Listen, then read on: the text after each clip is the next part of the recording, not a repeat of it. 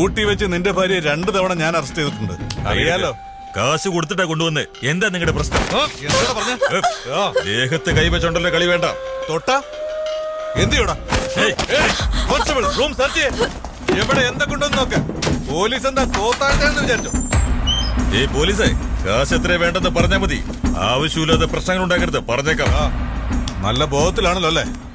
ആരോടാ സംസാരിക്കുന്നെന്ന് അറിയോ? നീ ആരോടാ സംസാരിക്കുന്നത് അറിയാമോ? അറിയോടാ. എന്തിയാടാ നീ? എന്തിയാടാ? ഒന്നെങ്കിൽ നിന്റെ ജോലി പോവും, അല്ലെങ്കിൽ നിന്റെ ജീവനായിരിക്കും പോകുന്നത്. എന്താടാ പിടിക്കാൻ വന്ന മാമൻ മന്ത്രിന്നൊക്കെ പറഞ്ഞ് ഫോൺ ചെയ്ത് കൊടുക്കും. ഞങ്ങൾ ആ ഫോൺ വിളി കേട്ട് പേടിച്ച് നിന്നെ വിട്ടിട്ട് പോണോ?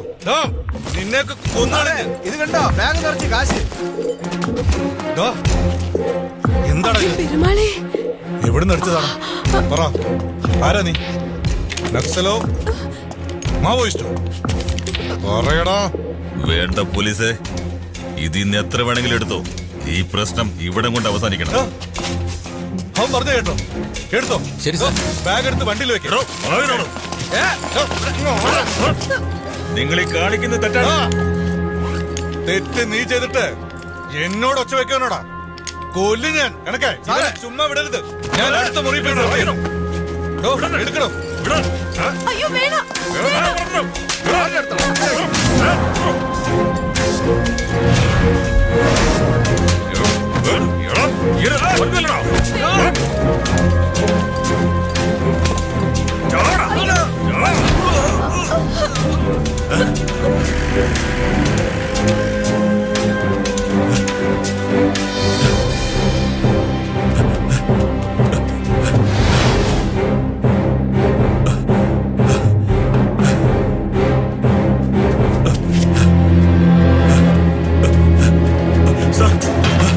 എന്താണ്?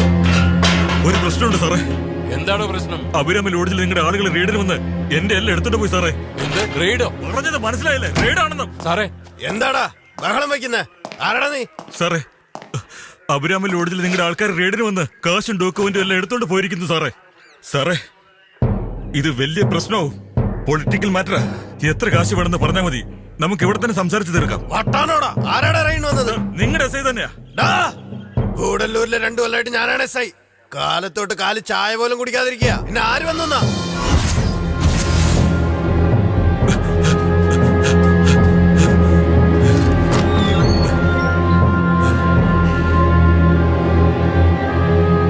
നീന